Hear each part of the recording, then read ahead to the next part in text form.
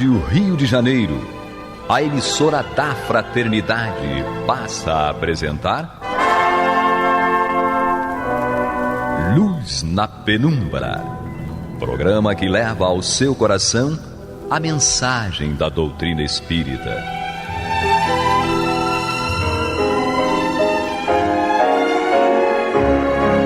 E com vocês, Eduardo Araújo, para o estudo de O Livro dos Médiuns, da obra codificada por Allan Kardec.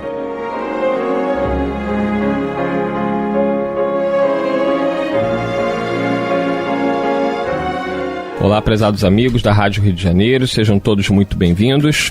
Está entrando no ar o programa Luz na Penumbra, com o estudo do Livro dos Médiuns de Allan Kardec, comigo, Eduardo Araújo, com ela, Maria de Fátima Miranda. Que Jesus nos conduza. Nosso amigo Paulo Renato, infelizmente, ainda não poderá estar conosco hoje, talvez no próximo programa, quem sabe, vamos ver. Mas está tudo bem com ele, fiquem tranquilos. O item 140, tá? Então botem aí no Livro dos Médiuns. Nós estamos no capítulo 11, Sematologia e Tipologia. Já lemos o primeiro parágrafo. Vamos agora iniciar, deixa eu pegar aqui... Lemos o primeiro parágrafo. Não, a gente leu o primeiro parágrafo? Lemos, eu li. Ah, tá. Miranda que leu o primeiro parágrafo. Então eu marquei errado aqui, ó. Deixa eu pegar aqui. O primeiro parágrafo já foi. Então vocês vão colocar no segundo parágrafo. Tá? Então vamos lá, Miranda, lê aí o segundo parágrafo. Um dia, na sua sala de visitas, onde muitas pessoas se ocupavam com as manifestações, um senhor do nosso conhecimento recebeu uma carta nossa.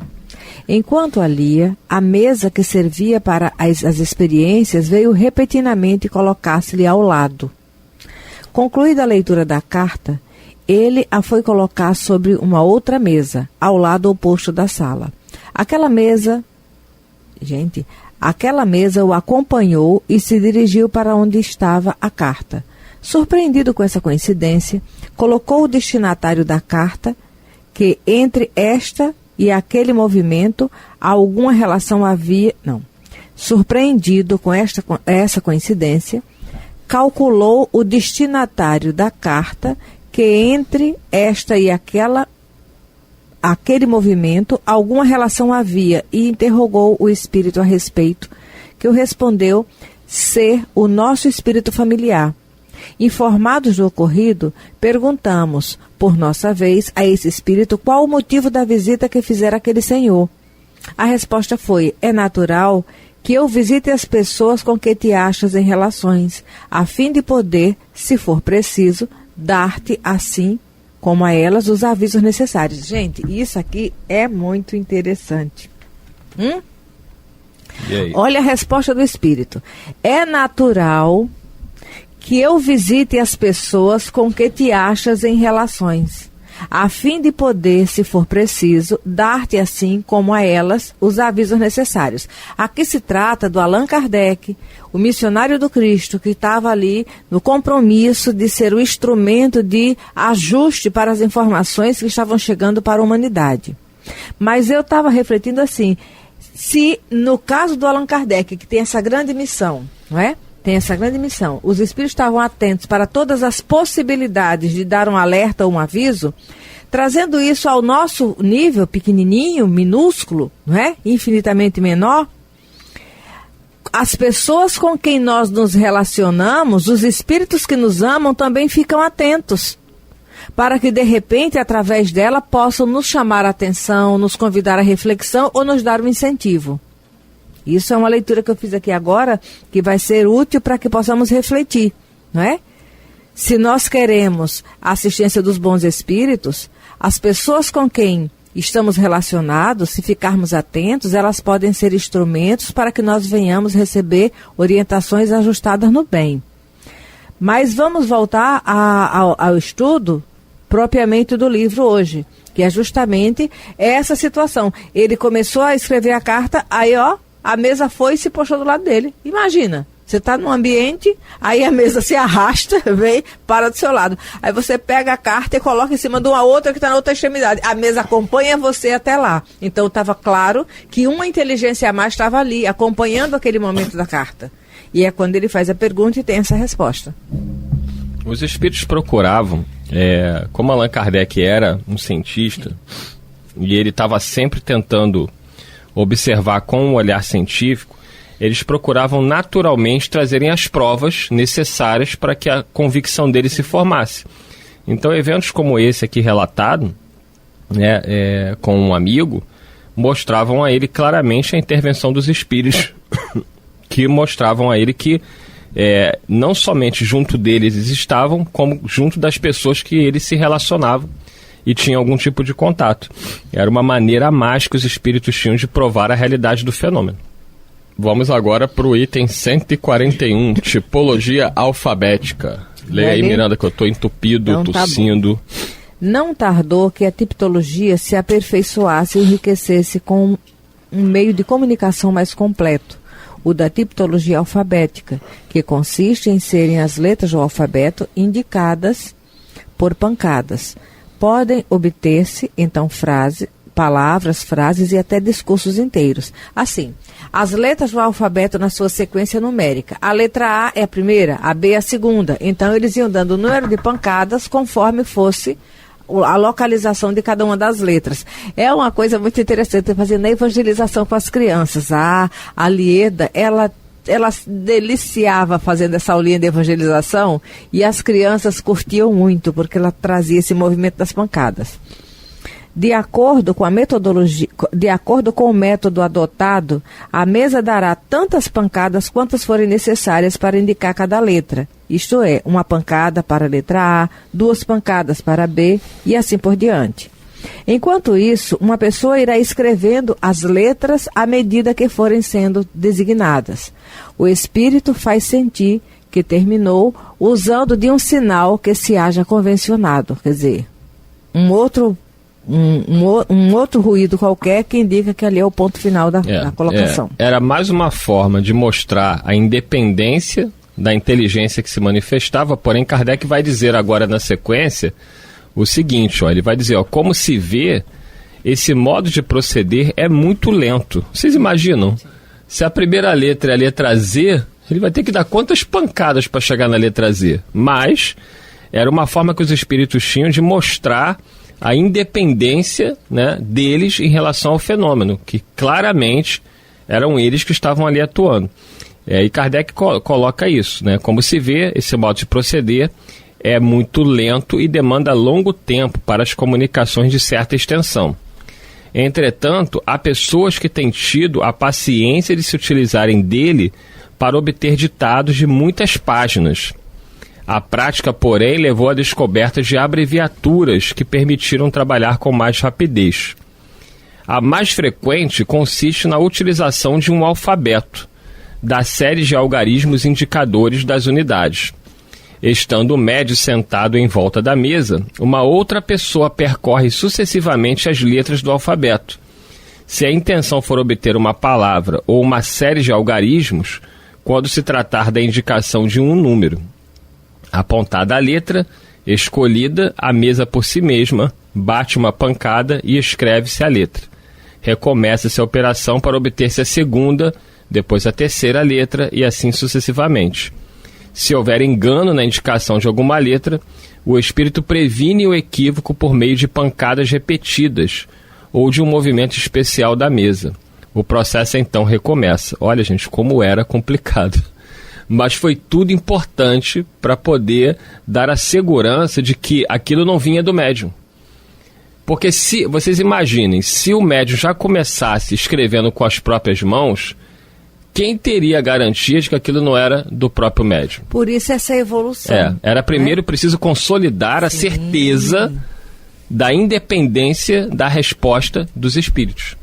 Por isso essa evolução na metodologia usada, mas também um convite à reflexão, porque educar dá trabalho. Então você tem que começar daquela coisinha pequenininha ali, não desistir e ir persistindo para auxiliar na formação dos caráteres, né, do caráter da pessoa. O educador é um formador de caráter a nível de passar informações de sobriedade. E isso dá trabalho. Então eu fico imaginando porque foi uma invasão organizada, né? Esse número de espíritos em faixas de compreensão diferenciados, porque nós vamos ver no livro dos espíritos, na escala espírita, a respeito dos espíritos batedores. Claro que qualquer espírito pode desencadear essas pancadas, mas por conta do tipo de fenômeno e da energia mais pesada, mais grosseira, eles lançaram mão de espíritos que estavam naquela faixa de vibração. Então, continuando aqui, Kardec diz: com o hábito, chega-se a andar bem depressa, principalmente quando se consegue adivinhar o fim de uma palavra começada, cuja dedução é facilitada pelo próprio sentido da frase. Quer dizer, com o tempo eles ficaram tão espertos, né, que eles já, pelo início da palavra, eles já falavam: é tal palavra? Os espíritos, sim, confirmavam, com uma pancada. É tal frase? Eles confirmavam. Então a coisa começou a andar mais rápido, mas ainda assim era muito complexo o método. Continua Kardec. Em caso de dúvida, pergunta-se ao espírito se foi esta ou aquela palavra que ele quis empregar. E o espírito responde por sim ou por não. Então aí termina o item 141. Então era necessário, né? Você que está aí nos ouvindo deve pensar: meu Deus do céu, mas por que tanto trabalho se podia pegar a mão do médium e sair escrevendo? Mas se eles fazem isso logo de início, iria dificultar o entendimento de que... E a aceitação, uma compreensão. Mas de que era importante que Allan Kardec compreendesse, como cientista, de que os espíritos eram completamente independentes na resposta. O médium era apenas um intermediário. Então foi preciso toda essa metodologia de comunicação desde o início, das pancadas, a mesa girante, depois a ardósia na cesta, até chegar à conclusão de que o próprio médium poderia com as suas mãos escrever. Então foi todo um processo. Não podemos esquecer que Kardec também é um educador. E ele compreendia esse recurso utilizado pelos espíritos na compreensão e na formação da ideia que eles queriam transmitir. Então, vamos agora ao item 142. Allan Kardec diz o seguinte: todos os efeitos que acabamos de indicar podem ser obtidos de maneira ainda mais simples, por meio de pancadas produzidas na própria madeira da mesa, sem nenhuma espécie de movimento, processo que já descrevemos no capítulo das manifestações físicas, no item 64. É a tipologia interna. Nem todos os médiuns são igualmente aptos a manifestações deste último gênero. Muitos só obtêm as pancadas pelo movimento basculatório da mesa. Entretanto, com o exercício, a maioria deles conseguirá operar o fenômeno conhecido como tipologia interna. Este método tem a dupla vantagem de ser mais rápido e menos sujeito à suspeição do que o processo do básculo, que pode ser atribuído a uma pressão voluntária. É verdade que as pancadas no interior da madeira também podem ser imitadas por médiuns de má fé. Kardec tinha sempre esse cuidado. Ficava todos os lados. De observar se tinha alguém ali tentando manipular, né, e produzir um falso fenômeno. Ele continua: as melhores coisas podem ser simuladas, o que nada prova contra elas. Veja-se o fim deste volume, o capítulo intitulado Charlatanismo e Embuste. E é importante lembrar, né, que você tem, na nossa casa, tem essa questão desse fenômeno, eu esqueci o nome que se dá, acho que a Miranda vai lembrar, que a madeira às vezes estala, não é? É a dilatação da matéria, né? Energia estática, alguma coisa assim. Mas eu sei que todo mundo conhece, né, que às vezes você está em casa e você escuta um barulho no móvel, um estalo, mas você vê que é um estalo esporádico. E uma coisinha muito leve. E é esporádico. Ele não, qual é a diferença desse estalo que dá numa mesa, num armário? A diferença é que ele é um estalo esporádico, sim, pontual. Sim. E você pode perguntar assim: se for homem dá um estalo, se for mulher dá duas. Não vai acontecer nada. É diferente de uma pancada. É diferente. Um estalo é uma coisa. Mas mesmo o estalo poderia ser uma forma de... Sim, porque como ele fala aqui, a tipologia interna, ela acontece dessa forma, né? Você, o som da pancada era na própria mesa, como se fosse uma espécie de um estalo também. Como se fosse o espírito aqui, era dentro da mesa. Dentro da mesa. O som é produzido diretamente na madeira, sem necessariamente a mesa estar em pé, de lado, para um outro, acima do chão. ela acontecia direto na madeira. É um fenômeno físico produzido direto na madeira. Esse estalo que a gente escuta nos nossos móveis é uma coisa dessa energia aí, estática, tem uma explicação física para isso, mas ele não ocorre de uma forma inteligente. Ele vai ocorrer uma vez e acabou. Pode ocorrer em um outro momento, mas se você fizer uma pergunta, você não vai obter uma resposta ali daquele som. Mas naquele momento, Kardec, não só Kardec, como outras pessoas faziam perguntas e esse som de pancada surgia direto na mesa.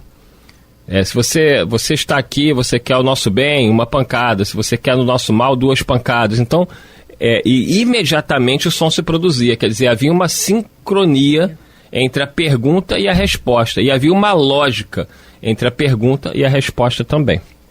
Então, vamos continuar aqui. Calma aí que até eu me perdi agora. Onde é que parou aí, Miranda? Você estava lendo sobre a triptologia dessa...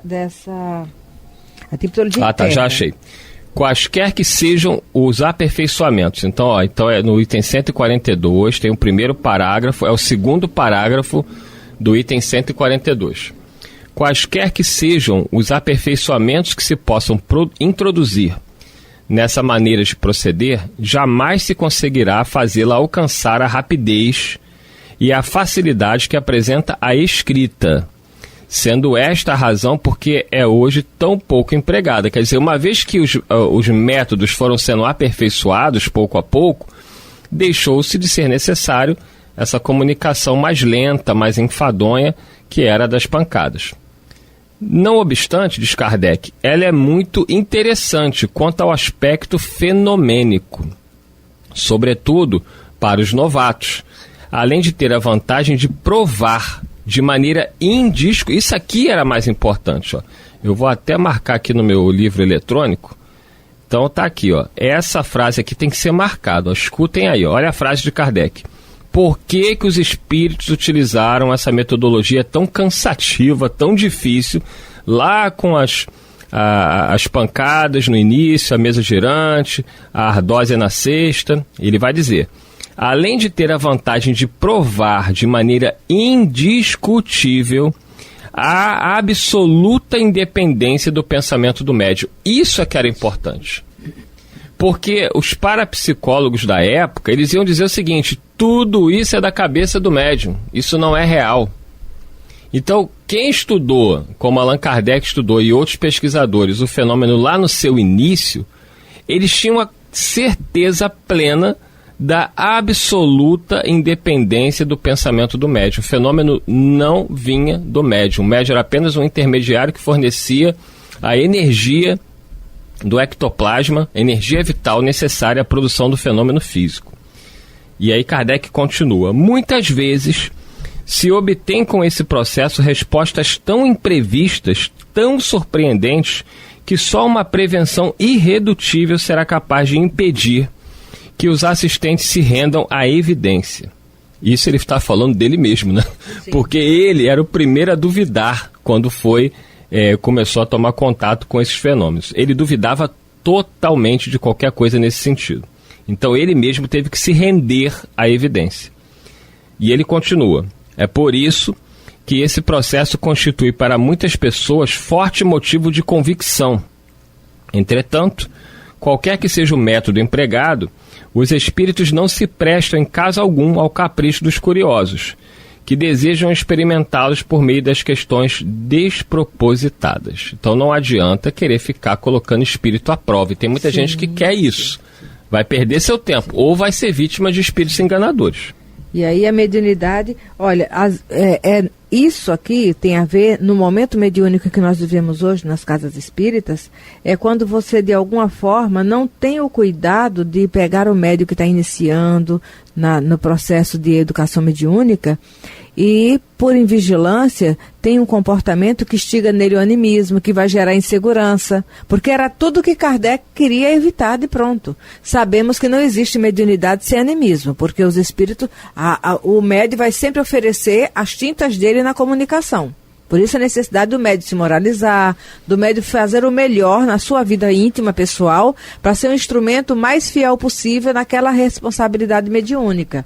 Mas tudo que Kardec queria tirar desse contexto era qualquer influenciação que viesse de alguma forma levar à contestação do fenômeno.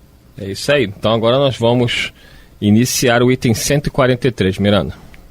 Com o fim de melhor garantir a independência ao pensamento do médium, imaginaram-se diversos instrumentos em forma de quadrantes, sobre os quais se traçam as letras, à maneira dos quadrantes do telégrafo elétrico.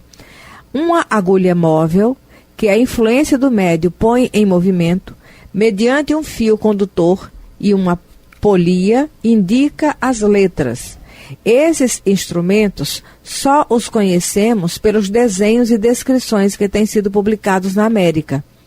Nada, pois, podemos dizer do valor deles. Temos, porém, para nós, que a complicação que denotam constituir um inconveniente, que a independência do médium se comprova perfeitamente pelas pancadas interiores, e ainda melhor, pelo imprevisto das respostas, do que por todos os meios materiais. Acresce que os incrédulos, sempre dispostos que estão a ver por toda parte artifícios e arranjos, muito mais inclinados aonde está a supô-los no mecanismo especial, do que na primeira mesa de que se lance mão, livre de todo e qualquer acessório. É interessante, né? Essa tipografia interior realmente era um fenômeno exclusivo para provar ali que não eram as pessoas em volta que estavam forjando aquela situação.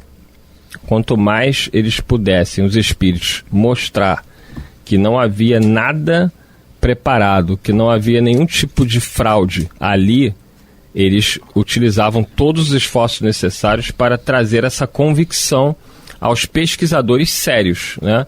Porque quem não quer acreditar não adianta. Quem não quer acreditar vai sempre colocar em dúvida, ainda mais nos tempos atuais, né? Onde você pode manipular tudo. Com a inteligência artificial. Hoje em dia, então, para você acreditar em alguma coisa, você bota um vídeo na internet e você nunca sabe se aquilo é verdadeiro ou é falso. Porque hoje a voz de uma pessoa. Hoje você pode pegar a voz, você pode manipular a imagem. Na época de Kardec não tinha nada disso, então era mais fácil para os espíritos mostrarem. Por isso que tudo chega no tempo próprio. Tudo chegou no tempo próprio. Se fosse hoje, seria muito mais difícil. Então, com toda a tecnologia que nós temos hoje você pode simular, manipular tudo. Mas ficamos refletindo, sem entrar em muitos detalhes, aquela fala do Chico, que chegará o tempo que a interação entre os desencarnados e encarnados será visível a todos, não é? Estamos nos encaminhando para isso. Olha, nós estamos vivendo na Terra dias muito complicados, muito decisivos, mas também estamos no limiar de uma nova era. Por quê? Porque essa coisa toda que nos angustia, nos faz sentir mal com a nossa realidade de vida, tudo que está em torno, tudo que nos chega ao conhecimento, é para forjar em nós essa determinação do bem e a certeza de Deus. Porque nós já estamos no final de um ciclo onde coisas muito boas chegarão. É isso aí. Então confiemos, né? E é muito importante isso que nós vimos hoje nesse estudo aqui que estamos fazendo do Livro dos Médiuns, porque, como disse a Miranda, tudo chega no seu tempo certo. Os espíritos planejaram o momento exato, tanto na questão política, social, científica da época adequada, o lugar adequado, que foi a França, para que eles pudessem iniciar uma manifestação muito incisiva, né, que aconteceu não somente na França, mas na América também, em vários pontos ali da Europa, mas tendo seu centro, né, voltado para o trabalho de Allan Kardec ali na França. E graças a Deus, naquele momento certo, Kardec mergulhou profundamente, estudou, se dedicou, e hoje nós temos essa doutrina maravilhosa aqui que nós estamos estudando, e nós temos toda a gratidão do mundo a esse homem que doou sua vida, né, e sobretudo o final da sua vida, né, que ele conhece a doutrina a partir de 50 anos e dedica aí quase 2 décadas até antes dele desencarnar, para que a gente pudesse ter aí esse trabalho belíssimo das obras básicas e fundamentais da doutrina espírita. Nossa gratidão a Allan Kardec.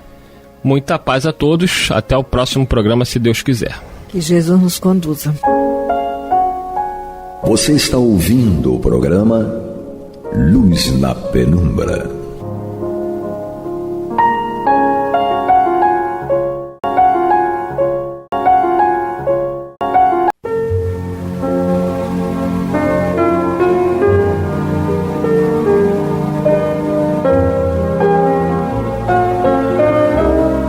A Rádio Rio de Janeiro está levando ao seu lar e ao seu coração a mensagem consoladora da doutrina espírita, através do programa Luz na Penumbra. E agora com vocês, Amaury Santos e Astênio Oliveira, para comentar os textos da Revista Espírita de Allan Kardec no período de 1858 a 1868. Olá, amigos, irmãos, é muito bom estar com vocês e nós vamos continuar estudando e falando da Revista Espírita de 1858 a 1868. Eu, Amaury Santos e Astênio Evangelista de Oliveira. Lembrando sempre a vocês que colaborem, tragam para o Clube da Fraternidade, que pode ser acessado pelo telefone 3386-1422. 3386-1422. Astênio, aonde nós paramos? Nós paramos na Revista Espírita de dezembro de 1858. E hoje nós entramos num novo tema, ainda dentro da revista de dezembro de 1858, que é sobre as sensações dos espíritos. Então, obviamente que para aqueles não habituados, né, aos estudos espíritas, quando falar de sensação, uma sensação não é coisa só física, não. A gente morre e continua tendo sensação, né?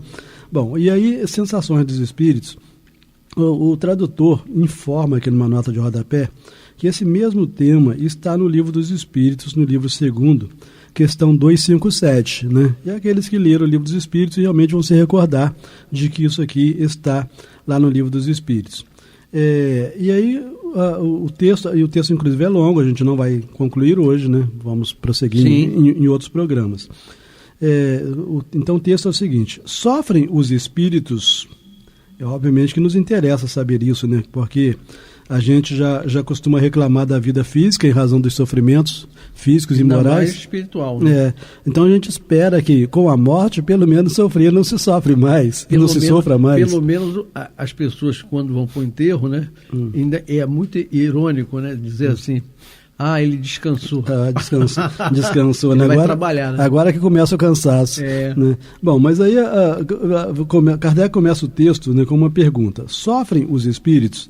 Aí eu estava comentando, interessa-nos muito saber isso, né? Uma vez que nós desejaríamos profundamente que com a morte, pelo menos, não existisse mais sofrimento, né? Uma vez que a vida física, claro, em regra, já é bastante desgastante. Claro. Né? Ou nós sofremos fisicamente, materialmente, ou sofremos moralmente, ou sofremos dos dois modos, mas que não tem ninguém livre de dor no mundo físico, não tem. Isso, exatamente. E aí, se a gente pelo menos soubesse que extinta a vida física, também estaria extinto o sofrimento, isso já seria um certo consolo.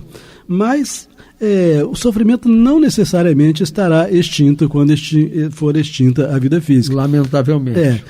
Então, não necessariamente, mas poderá sim extinguir. Então, tudo sempre depende. Essa palavra depende explica quase tudo, né? Mas vamos ver. A pergunta foi: sofrem os espíritos? Que sensações experimentam, né?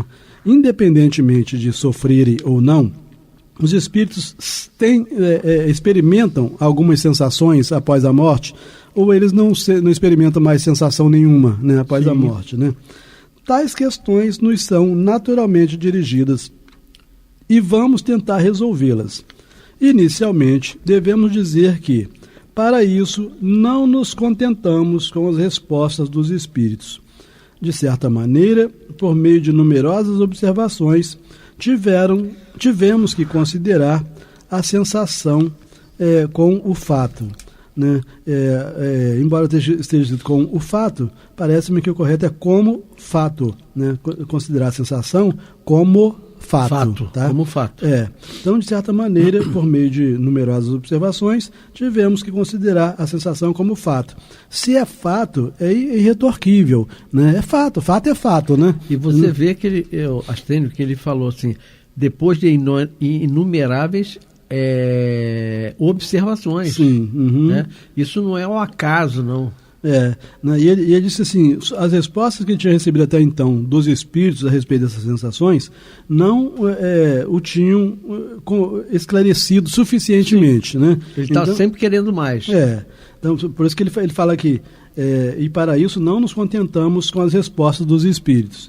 Bom, prossegue ele dizendo o seguinte: em uma de nossas reuniões, pouco depois que São Luís nos transmitiu a bela dissertação sobre a avareza, e a gente viu essa dissertação sobre a avareza, né, aqui em outro programa. Então, em uma de nossas reuniões, pouco depois que São Luís nos transmitiu a bela dissertação sobre a avareza, inserida em nosso número do mês de fevereiro, um de nossos associados narrou o seguinte fato a propósito dessa mesma dissertação. Então, um dos associados da Sociedade Parisiense de Estudos Espíritas, numa dessas reuniões, ele fez uma observação sobre aquela dissertação do São Luís acerca da avareza. Né? Então, um de nossos associados narrou o seguinte fato a propósito dessa mesma dissertação. Aí aqui ele abre aspas para poder dizer o que o associado falou.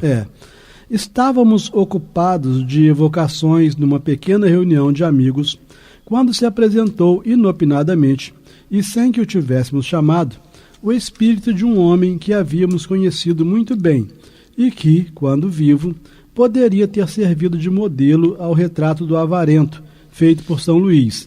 Então, como São Luís descreveu o avarento lá atrás, numa outra comunicação, ele recebeu um avarento que ele tinha conhecido em vida, né, numa reunião lá na casa dele. Né? Sim. Mas não foi chamado. Não foi chamado. Né? Obviamente o bichinho quis aproveitar, já que estava sofrendo por ter sido avarento, né? Então tomar alguma providência em benefício de si próprio, né? Não é isso? Isso. Bom, então o espírito de um homem que havíamos conhecido muito bem e que quando vivo poderia ter servido de modelo ao retrato do avarento feito por São Luís. Um desses homens que vive miseravelmente no meio da fortuna e que se privava não pelos outros, mas para acumular sem proveito para ninguém. Né? Então, é lamentável isso, é loucura, né? Quer dizer, porque quando você se priva, como Bezerra de Menezes se privava e privava a própria família, em benefício dos outros, dos pobres, dos desesperados, isso é levado em conta de modo positivo. Mas você pode viver fartamente e vive na miséria sem ajudar a ninguém. Exatamente. Né? Tem que internar no manicômio. Exatamente. Bom, era inverno, estávamos perto do fogo. Então, nessa reunião, eles estavam perto de uma lareira, né? Era inverno, estávamos perto do fogo. De repente, aquele espírito lembrou-nos seu nome, no qual absolutamente não pensávamos, pedindo-nos permissão para vir durante 3 dias aquecer-se a nossa lareira. Então, já tinha sensações humanas. Isso, né? Então você percebeu logo. Se não existe sensação no espírito, por que nesse inverno esse espírito pedia para autorização para vir aquecer-se a lareira junto com eles? Se não tivesse sensação, a lareira não ia servir para absolutamente nada. Ele ia continuar enregelado. Exatamente. Né? Agora, continuar enregelado também é sensação, entendeu? Exatamente. Né? Então, de um jeito ou de outro, é sensação, né? Bom, então lembrou-nos seu nome, no qual absolutamente não pensávamos, pedindo-nos permissão para vir durante 3 dias aquecer-se a nossa lareira, pois que sofria horrivelmente do frio que voluntariamente suportara durante a vida, e que por sua avareza também fizera os outros suportar. Né? Obviamente, quando fizeram os outros suportar, foi porque ele, em razão da avareza, ele não ajudou ninguém Ele queria economizar, né? Isso, então, mesmo que alguém estivesse tiritando de frio perto dele, ele nada fazia para poder... Era insensível. era um alívio que experimentaria, acrescentou, caso concordássemos com o pedido. Então, pelo menos, relativamente educado ele era, porque ele pediu autorização para poder participar com eles daquele, né, daquele fogo da lareira, né? Aquele espírito, pois, experimentava penosa sensação de frio, mas como a experimentava? Então, aqui já é Kardec falando, tá? Ele fechou aspas antes, sim, né? Sim.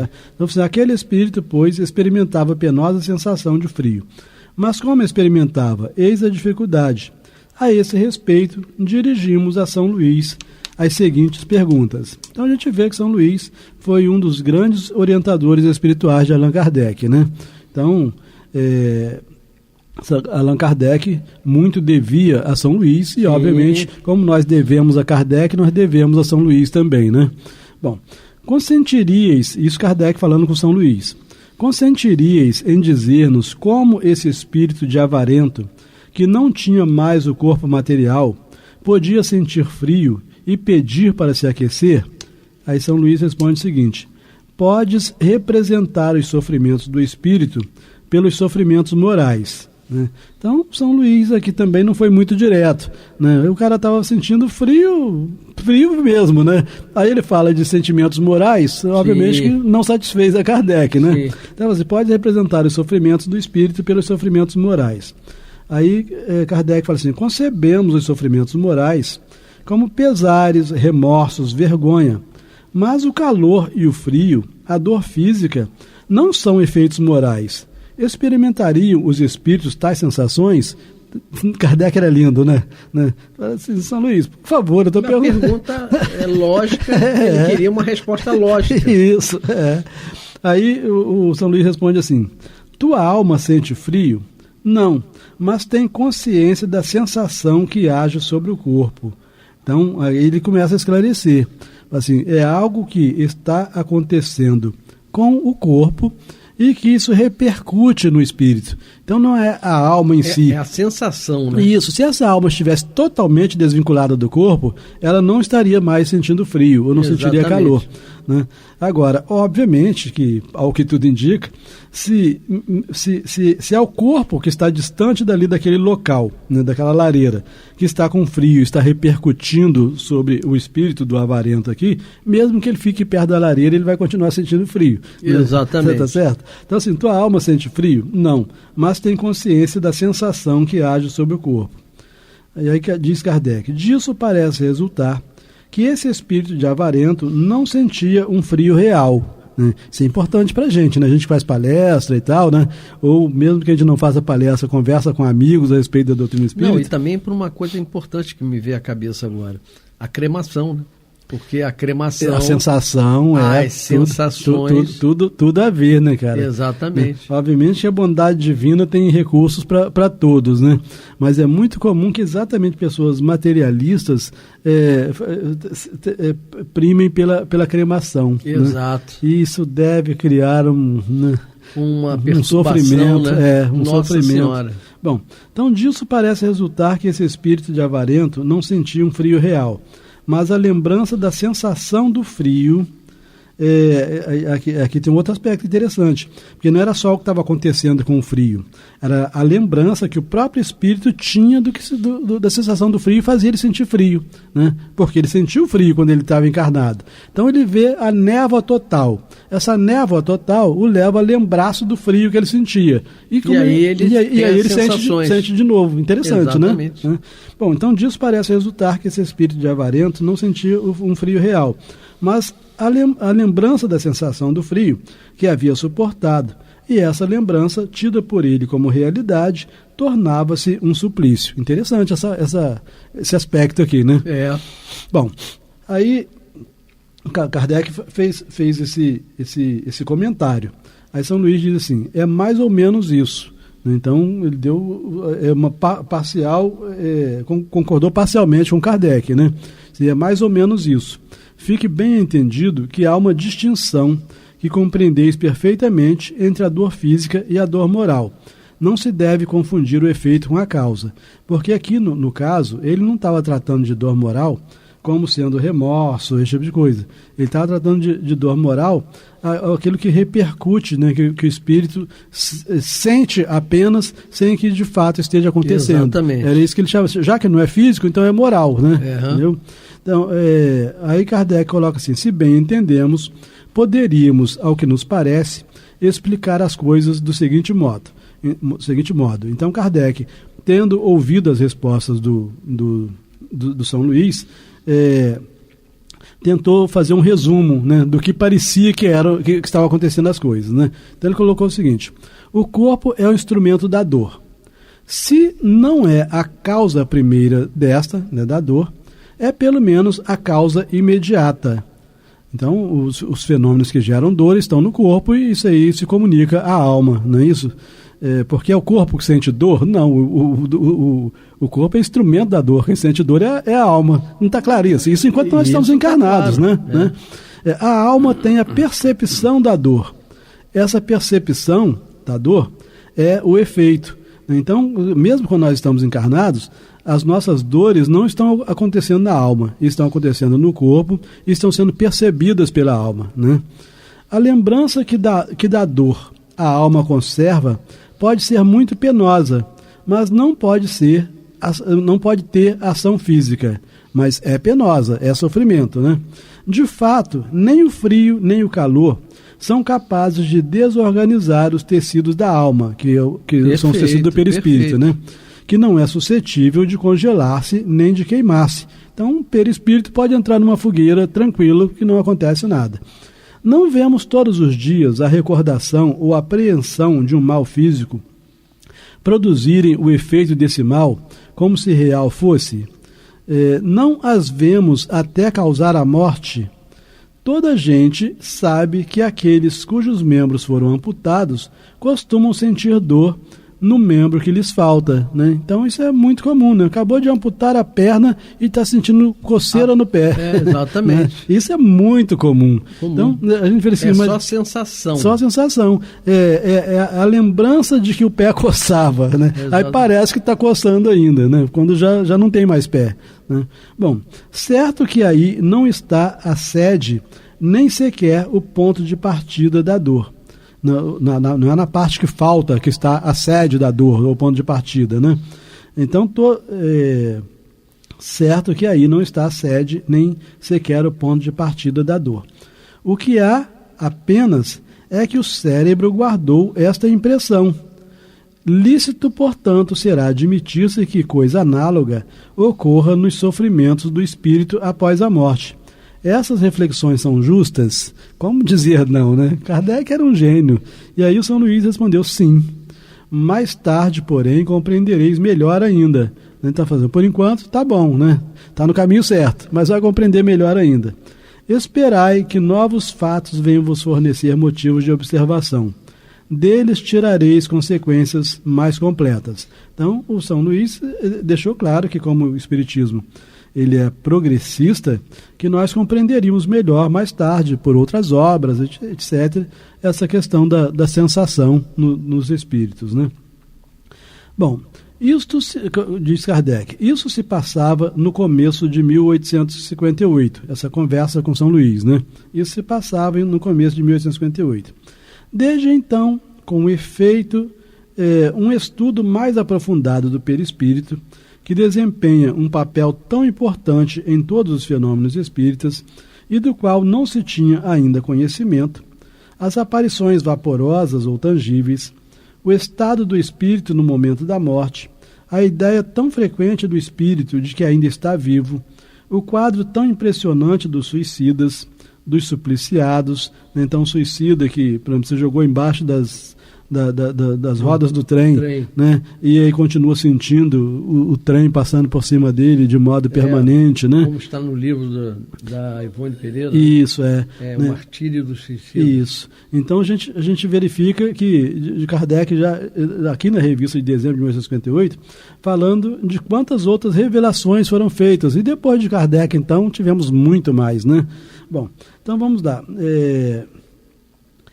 A ideia é tão frequente no espírito de quem ainda está vivo, o quadro tão impressionante dos suicidas, dos supliciados, das pessoas que se deixaram absorver pelos prazeres materiais e tantos outros fatos mais vieram projetar nova luz sobre essa questão e ensejaram explicações cujo resumo faremos aqui.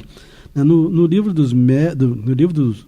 Céu e Inferno, segunda parte do livro Céu e Inferno, Kardec evoca, por exemplo, espírito que foi guilhotinado, que perdeu a cabeça, né? E narra, descreve como ele se sente após a morte, né? Tendo perdido a cabeça no mundo físico, né? Então são questões assim, extremamente interessantes. Então, e tantos outros fatos vieram projetar nova luz sobre essa questão e ensejaram explicações cujo resumo faremos aqui. Então Kardec começa com o resumo. O perispírito é o laço que à matéria do corpo prende o espírito, o qual o tira do meio ambiente. Então, o espírito tira o perispírito do meio ambiente. Então, os elementos que formam o perispírito são elementos do meio ambiente. Né? A gente vai verificar mais tarde, talvez aqui mesmo, nesse mesmo texto, né, em que quando a gente muda de planeta, por exemplo, né, quando você vai morar no outro planeta, tem outros elementos. Você forma o seu perispírito com os elementos daquele planeta, né? Agora, obviamente, que essa realidade que explica uma série de fenômenos gera para a gente outras dúvidas, que quando a gente estuda também que a sede, o armazém dos nossos conhecimentos está no perispírito, né? Se você troca de elementos, né, o perispírito, quando você passa para outro mundo, onde ficam os seus conhecimentos do passado, né? Então tem que tentar compatibilizar essas duas informações, né? E você vê que nós somos formados dos elementos que compõem a Terra, né? Se você olhar para você, quando você vai fazer exame, você vai fazer exame, vou fazer exame de sangue. Então você vê magnésio, cálcio, sódio, né, potássio.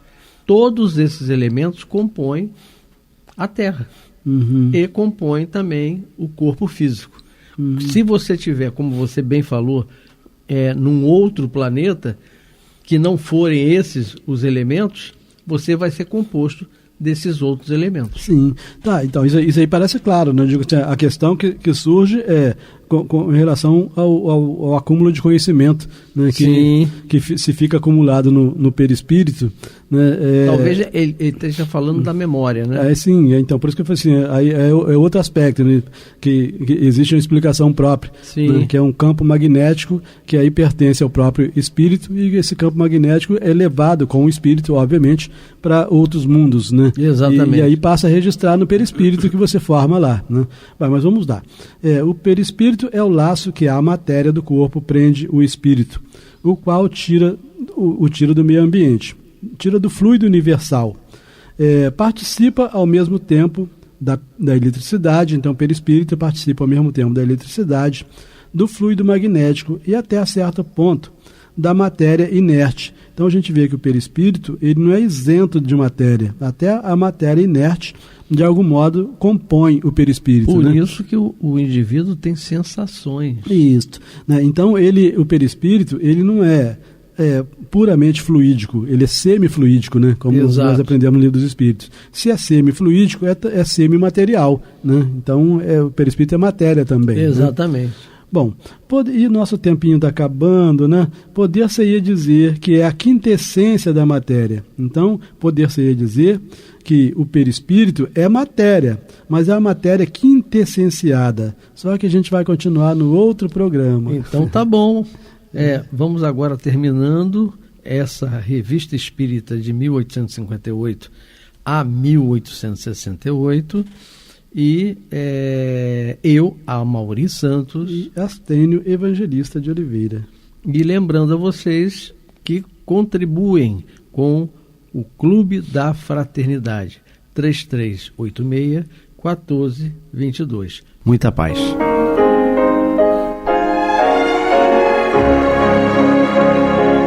E vamos ouvir agora a prece de encerramento de nosso programa, na voz de Geraldo de Aquino. Jesus, dá-nos coragem para a luta, piedade para os insultos e misericórdia para as injustiças e ingratidões. Limpa nossa alma de inveja e ambições mesquinhas, de ódio e de vingança o nosso caminho. E que dentro em pouco, ao recolher-nos de novo ao calor do nosso leito, para que o sono nos dê a paz e o esquecimento das tristezas humanas, possamos sentir, Senhor, no mais íntimo de nosso ser, a doçura indefinível do Teu amor e a grandeza incomparável da Tua divina presença. Que assim seja.